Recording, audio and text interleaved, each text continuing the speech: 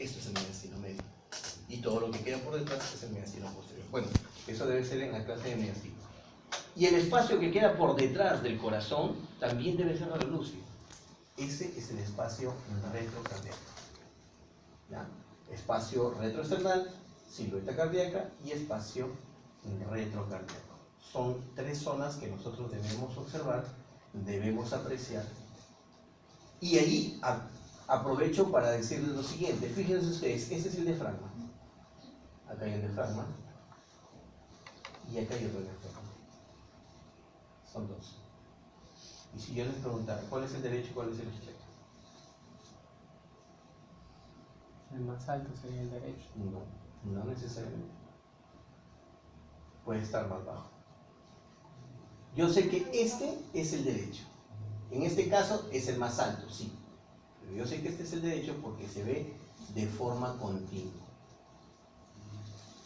En cambio, el izquierdo solamente se puede ver hasta donde está el corazón, más o menos. ¿Por qué? Porque el corazón es densidad de agua y el diafragma es densidad de agua, porque es músculo. Y dos densidades van a perder cuando están en el mismo plano, pierden definición. Entonces, el que se ve totalmente es el diafragma derecho. El que se ve parcialmente es el diafragma izquierdo. ¿Ok? Muy bien. Esto sirve entonces, bueno, está el esternón, la silueta cardíaca. Existen algunas otras proyecciones especiales, por ejemplo la proyección lordótica. Aquí sí es angulado 15 grados caudocefálico. ¿Sí? En este caso las clavículas se van a situar encima de los campos pulmonares. Fíjense, cuando hablábamos sobre parámetros de calidad decía que el vértice hacia la cara superior de la clavícula tenía que tener 5 centímetros. Y bueno, y ahí me olvidaba algo. Me olvidaba que los diafragmas, por lo general, el derecho está más alto que el izquierdo. Pero puede ser que estén a la misma altura, como por ejemplo este. O incluso, en menor porcentaje, el izquierdo algunas veces está en el lado más alto que el lado derecho. Obviamente, esto es ¿por qué? Por el hígado. Pero hay un parámetro también normal. O sea que no deben separarse más de 2 centímetros. ¿Eso qué quiere decir? Que si yo veo por acá el diafragma por acá y veo el otro diafragma por acá, claro, el otro está más derecho. A mí me dijeron que el diafragma derecho podía estar más alto, sí, pero no más de 2 centímetros entre uno y otro. Porque si pasan los 2 centímetros, algo está sucediendo, algo está pasando, ¿no? En radiología hablamos bastante sobre parámetros normales y sobre medidas normales. Muy bien, la proyección lordótica entonces ya habíamos visto de que es en una proyección angulada y que va a investigar sobre todo las lesiones que hay en los tercios superiores o en los ápices del pulmón. Fíjense ustedes, ¿dónde está la clavícula? La clavícula está por fuera del campo pulmonar y es obvio, pues no, si es que aquí he tenido algo y la clavícula me está haciendo una sombra, se está constituyendo en un obstáculo para ver bien, entonces hay que sacar la clavícula de ahí. Puede ser un tumor, puede ser una caverna, puede ser una infiltración, un infiltrado parenquimal. Yo saco la clavícula y mejoro la visualización del tercio superior. Cuando yo tenga mucha duda en una radiografía frontal, si eso no es porque obviamente en las costillas o en la clavícula se me está atravesando, la alternativa es la proyección lordótica. Fíjense ustedes que ni siquiera han salido los campos pulmonares completos, no, porque lo que en las lordóticas más se necesita es los tercios superiores.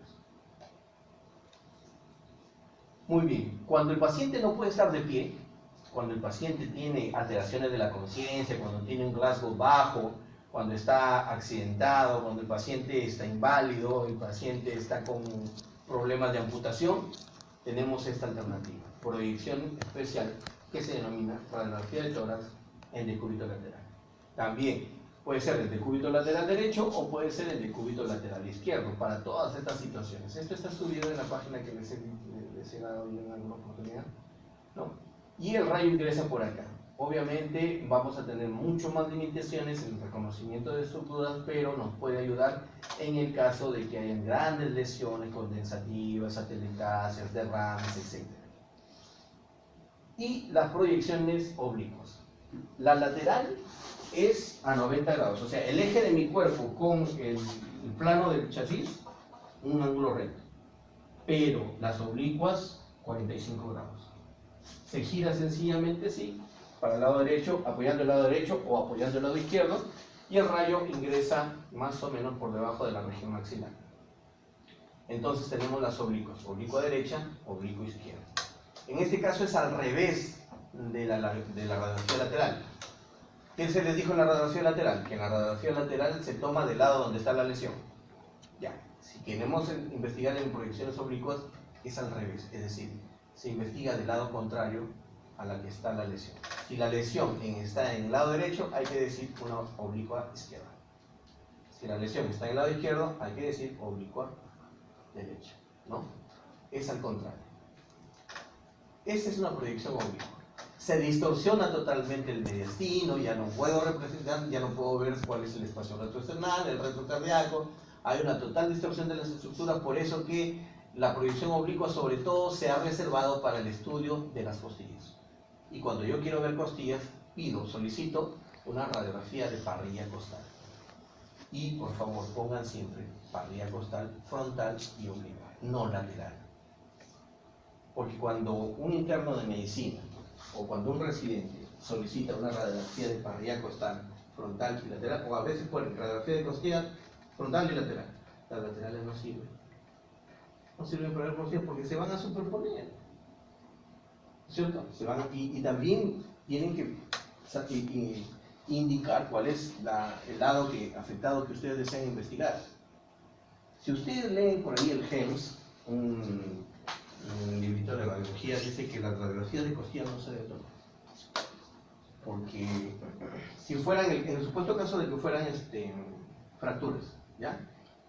Golpes, agresiones, accidente de tránsito, caídas al mismo nivel, a diferente nivel, se golpea, hay trauma torácico y hay dolor, entonces no se deben tomar porque si hay sospecha de fracturas de arcos costales, el traumatólogo no va a hacer nada. Yo le voy a decir, sí, hay una fractura, ¿y cuál? Ni siquiera el vendaje. Ni siquiera el vendaje, sencillamente se dejan en reposo, salvo que la fractura ya esté lesionando subyacentemente al pulmón o a la cavidad pleural, haya originado derrame pleural, hemotoras o neumotoras, ¿no? Pero si el paciente es estable, solamente con dolor, bueno, se puede dejar sencillamente así, aunque esto no es válido para la parte de la medicina legal. Porque, por ejemplo, llega una mujer y dice, mi marido me pateó, el médico legal necesita la radiografía, porque dependiendo de la radiografía va a generar un puntaje. Y dependiendo del puntaje, al marido lo van a dar la sentencia respectiva, ¿no? Una amonestación o hasta cárcel. Y si hay 2, 3 o más costillas fracturadas por el producto del golpe, va a venir 3 años, 4 años, 5 años. Ahora, les cuento una anécdota, como les decía el grupo pasado. Algunas oportunidades, cuando nosotros no tenemos mucha práctica en la observación de las radiografías, llega alguien, nos cuenta que tiene un dolor, nunca nos cuenta de que ha sido pateado, porque en realidad la gente esconde la causa fundamental, ¿no? Bueno, tiene un dolor costal, doctor, saquen una placa, ustedes saben que por dolor no se saca placa a nadie, ¿no? Nos justifica la exposición a la radiación. Y bueno, dicen, no, dijeron que no se le debe sacar nada, así que no le saco nada, no le sacan nada, pero no te han dicho el trasfondo. Se van a otro médico y por la presión sí le sacan la placa. Y en la placa salen 2 o 3 fracturas.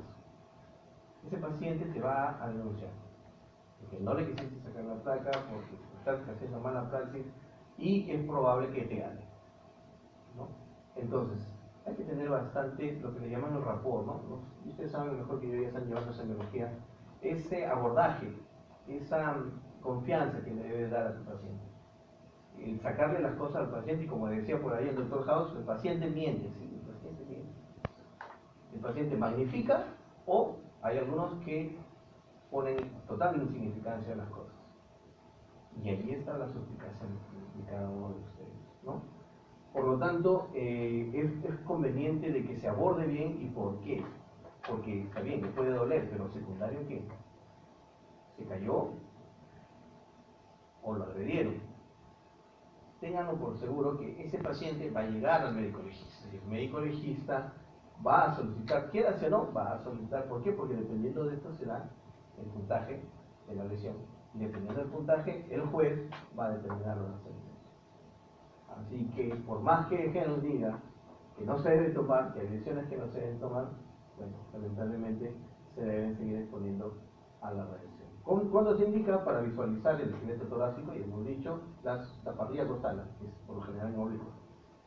Van a demostrar fracturas costales, como también lo estamos comentando, o hay evidencia de lesiones destructivas. Ojo que las costillas son estructuras planas, huesos planos, y también están dentro de sus funciones la hematopoiesis, es decir, que contienen médula roja, ¿cierto? Por lo tanto, es pasible de que estas estructuras óseas sean invadidas o sean colonizadas por focos de metástasis de algún tumor, de alguna otra índole o de alguna otra estilo. O incluso también podríamos analizar masas de la pared torácica, pero para esto la tomografía es muy superior. También se ha dicho que la radiografía es sin inspiración forzada, sí, pero puede ser sin inspiración, también puede ser sin inspiración. ¿Cuándo se utiliza sin inspiración? Para detectar neumotórax, para evaluar la expulsión diafragmática, es decir, si hay un poco de parálisis del frénico. Recuerden ustedes que el nervio frénico es el que inerva obviamente la cúpula diafragmática. Si hay algún problema del nervio frénico, el diafragma se va a dejar de mover, ¿no? Entonces, el principal músculo, uno de los principales músculos inspiradores es el diafragma, de la respiración, que cuando se contrae o cuando se relaja, los pulmones aumentan o disminuyen su volumen, permitiendo el ingreso de aire por ese fenómeno que jala el aire, ¿no? Cuando hay atrapamiento aéreo, es obvio. Si usted, por ejemplo, le dicen tome aire, en el asma, por ejemplo, ¿qué pasa en el asma? En el asma el paciente puede inspirar, pero cuando se realiza la respiración, el aire no sale, porque el músculo bronquial se contrae.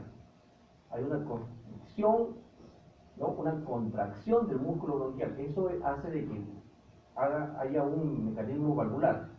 Ingresa aire, pero no sale. Sigue ingresando aire, ¿no? Se siguen llenando el alveolo de aire, pero no logra salir.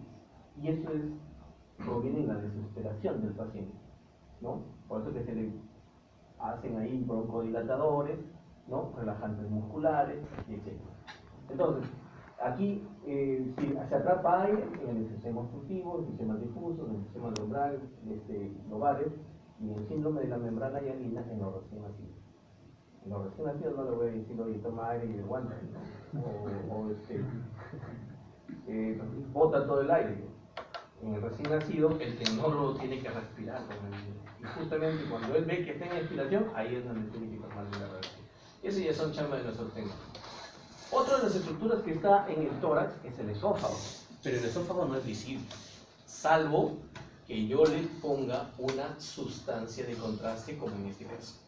¿Y cuál es la sustancia de contraste que nosotros utilizamos para la visualización de estructuras digestivas torácicas? Y por lo general en todo lo que es sistema digestivo es el sulfato de bario. El bario al 20% en peso. Es una papilla que es radiopaca.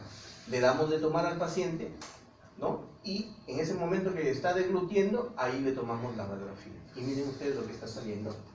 Ese tubo blanco, radiopaco, porque el bario detiene la radiación, no lo deja pasar, por eso que se ve blanco, una sombra blanca. Me representa ¿qué cosa? El lumen, el interior del esófago. Eso quiere decir que si yo tuviera un leiomioma o si yo tuviera un leiomiosarcoma, ¿creen ustedes que podría verlo con una radiografía varitada del esófago? No, porque aquí solamente me va a dar lo que sucede al interior del esófago. Si la lesión está en la mucosa, ahí sí podría verlo. ¿Por qué? Porque la lesión está creciendo hacia la luz. Hay problemas de disfagia, hay problemas de trastornos para la deglución, doctor, ya me estoy atorando, antes pasaba todo muy bien, luego se me atoran las carnes, las tronchas, te dicen. Las tronchas se me demoro para pasar y últimamente ya hasta los líquidos no los tolero. O sea, hay una estenosis, una disminución del glúteo, y eso sí lo puedo ver acá con el baño. Pero si yo tuviera las lesiones que asientan en las capas más externas, llámese la muscular, ¿cierto? La capa muscular, incluso la submucosa, ¿podrá ser una serosa? ¿Se podrá sentar una lesión en la serosa del esófago? El esófago no tiene serosa, ¿no? El esófago es una de las estructuras digestivas que carecen de serosa, ¿no? No tiene serosa. Solamente tiene la mucosa, la submucosa, la muscular, ¿no? Bueno, y las capas musculares también son circular interna, longitudinal interna, bueno, es una cosita bien. Si el tumor nace en la fibra muscular, crece para afuera, ¿cómo lo voy a ver? Esto solamente es lesiones que invaden la luz del esófago. ¿Ya?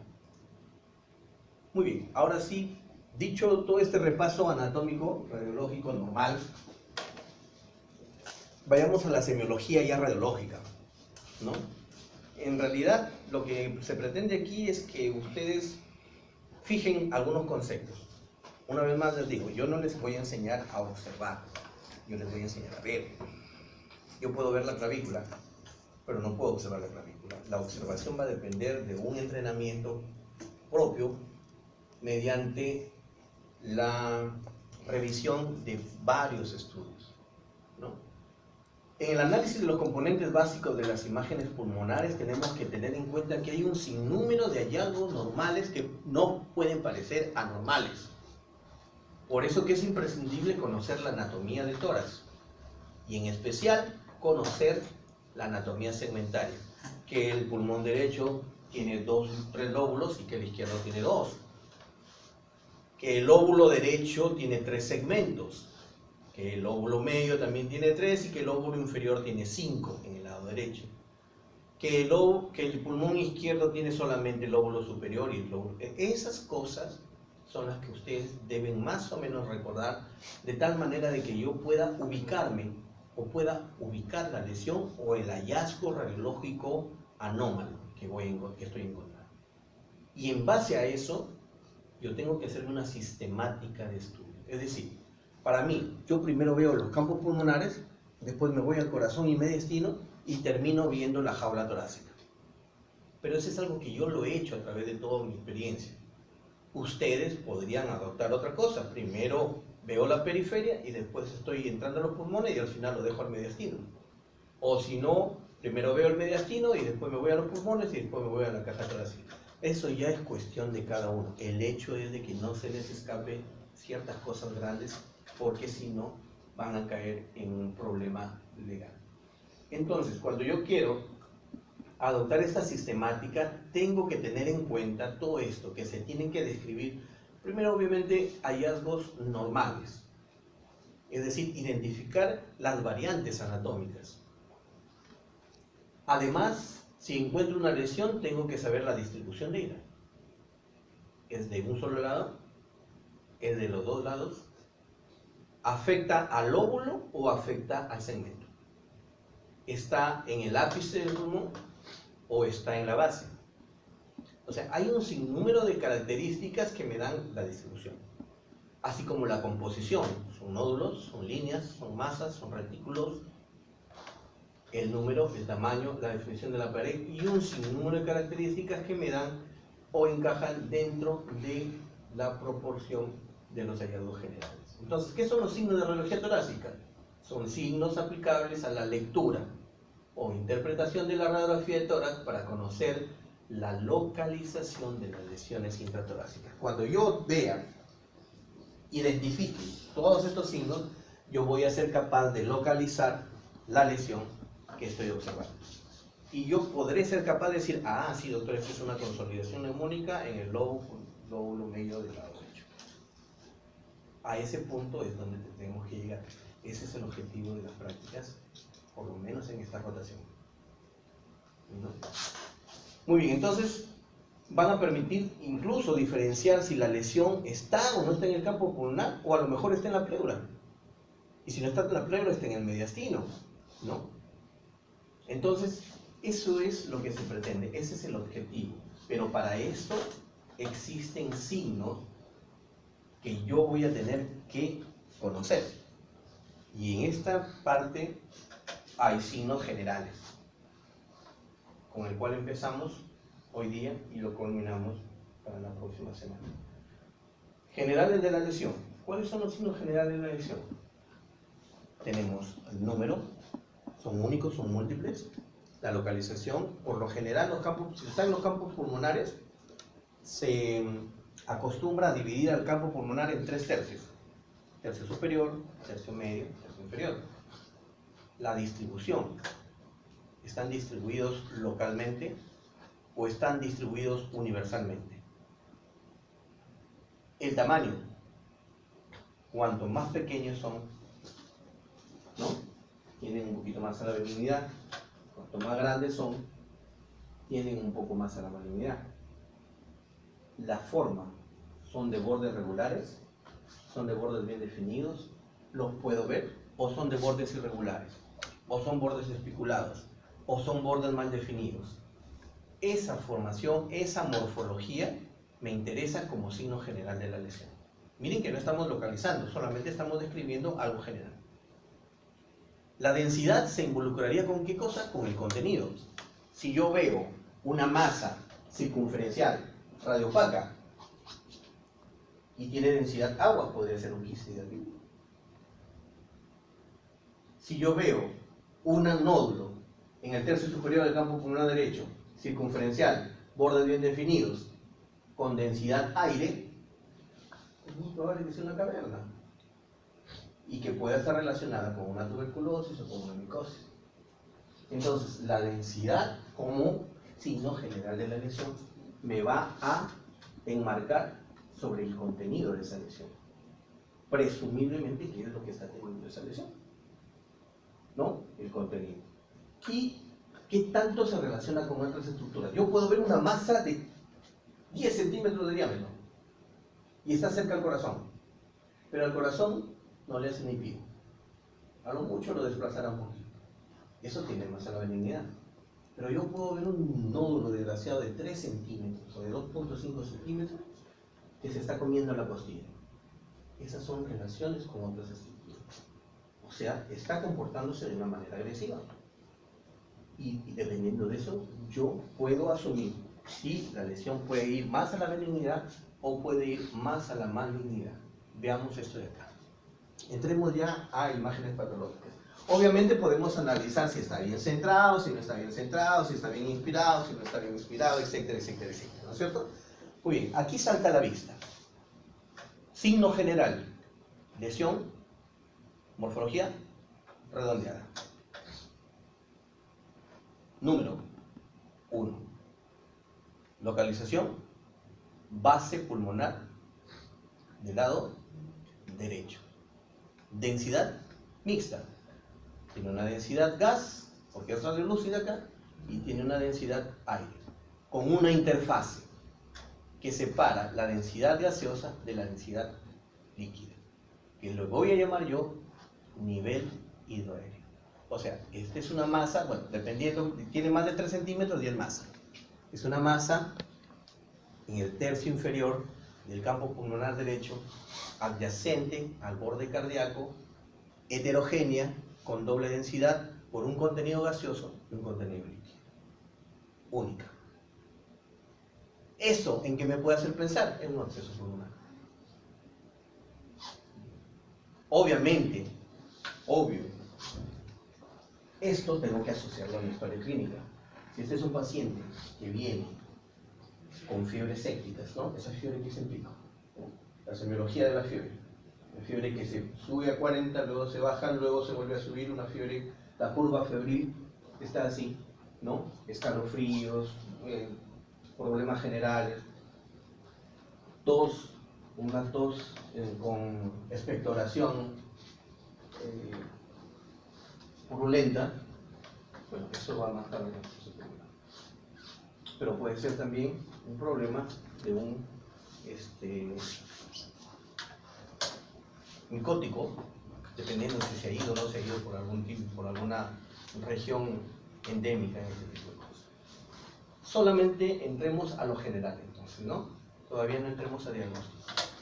Son signos generales de una lesión. Hemos visto todo lo general en este caso. A diferencia de esto, por ejemplo, fíjense ustedes una radiografía frontal del tórax. Bueno, inicialmente, y aquí también hay que ser bastante desgraciado para poder creer que ya quieren identificar aquí algo, ¿no?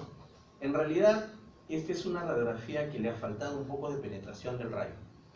Por eso se ve un poco blanca, no se ve tanto como acá, un poco más definida, ¿no? Se pierden un poco las estructuras óseas, están que...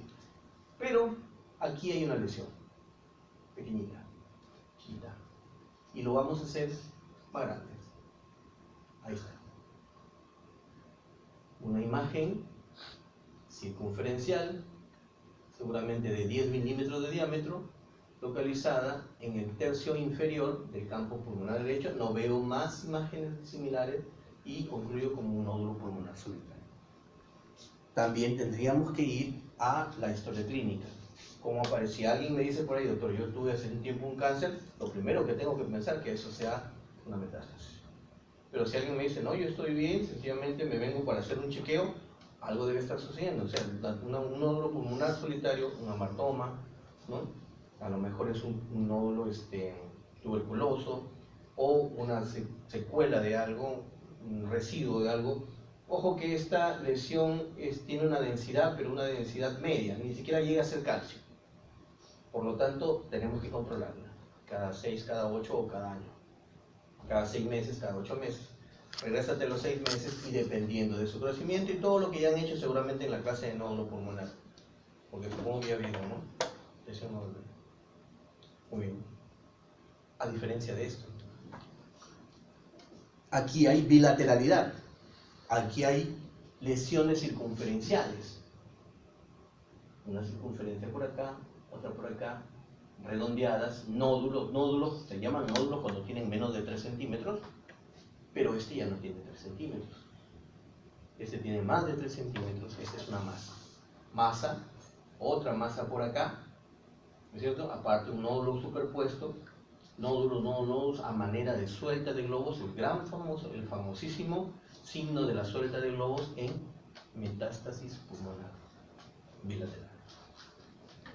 Y yo tan solamente con ver las imágenes, yo ya sin necesidad de conocer al paciente estoy extrapolando algo. Esto es característico de metástasis en los dos pulmones. Y acá tenemos algo, y si por ahí a alguien se le ocurre, como en el otro grupo me dijeron, doctor, ¿y qué es esa cosita radiopaca que hay aquí? Bueno, esta estructura circunferencial radiopaca no está en el pulmón, está en el tejido celular subcutáneo. Ese es un POR.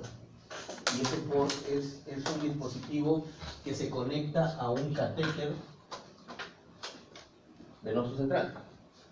O sea, se cateteriza la vena. Aquí está el catéter, no sé si lo notan bien, lo que viene el catéter, se voltea y queda más o menos a la altura de la vena cava superior. Esto de aquí es para no estar inyectando al paciente en la vena. Es decir, cada vez que se pone mal ese paciente, lo llevan, le inyectan, le buscan la vena, son delgaditos, bienvenidos a menos, por el mismo proceso tumoral, malnutridos, llegan a la desnutrición. Las venas se colapsan, las enfermeras que son nuevas, que son internas, peor todavía. Entonces hay que ver una forma rápida de tener una vía asegurada. Por lo tanto, se le pone un puerto, que es como si fuera una tapa, una tapita así de estos medicamentos, y es un disco, y por ahí ya, aquí nada más ya lo tienen ellos, ya solamente lo pinchan y ahí le meten los medicamentos, porque ya van a ir a la circulación sistémica. Ya se evitan estar poniéndole las vías, poniéndole todas esas cosas, ¿no? Esos días son en pacientes terminales, sobre todo, pacientes con problemas terminales. A diferencia de esto de acá, miren que ustedes, también aquí teníamos nódulos, pero los nódulos eran bien definidos, y hay algunas áreas radiolúcidas que conservan todavía el parénquima pulmonar. Pero en cambio acá también hay formaciones nodulares, pero son grumosas, mal definidas, no sé bien hasta dónde llega el nódulo y hasta dónde está lo normal. Incluso acá ya la densidad del parénquima pulmonar está más incrementada en los 2 tercios superiores que en el tercio inferior, por lo tanto aquí hay daño parenquimal y nodular, ¿no? Mal definido, bilateral, nacen de los cilios, se extienden de forma centrífuga. Esto no es más que un edema agudo del pulmón. Obviamente hay que tener en cuenta cómo llega el paciente, si el paciente está disneico o no está disneico, la expectoración. Los libros de semiología tienen un color característico, grosella creo que le llaman, ¿no? La expectoración y obviamente pues el problema de distrés respiratorio que puede llevar a esto, aunado pues a los antecedentes, ¿no? Fíjense, aquí está la tráquea central y aquí se divide en bronquio principal derecho, bronquio principal izquierdo a nivel de la cadera. Muy bien, así nos vamos a quedar, lo de localización lo vamos a ver para la próxima semana.